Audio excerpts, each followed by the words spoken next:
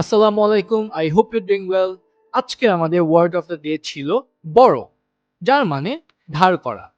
And আজকের lesson of the day ছিল I have done, যা দিয়ে যে কোনো বাংলা বাক্য যা আমি করেছি প্রেক্ষাপটে শেষ হয় তা ইংলিশে গঠন করা যায়।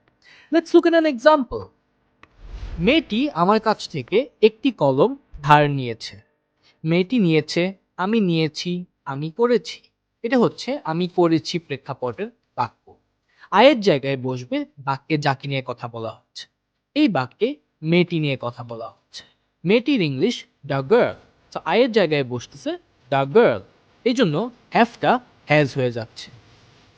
ডানের জায়গায় বসতেছে বাক্যের শেষ যে ভার্বটি আছে সেই ভার্বের ডান রূপ, যা হলো ধার নিয়েছে। ধার নেওয়া ইংলিশ হচ্ছে বড়, আর এটার ডান রূপ হচ্ছে বড়।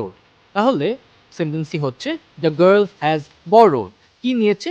একটি কলম, যার ইংলিশ হচ্ছে আ পেন। আমার থেকে, ফ্রম মি। ফ্রম মি এটি আমরা আরেকটি মজার ফর্মুলা থেকে শিখবো ইনশাআল্লাহ। সো মেয়েটি আমার কাছ থেকে একটি কলম ধার নিয়েছে, এটার ইংলিশ হচ্ছে the girl has borrowed a pen from me.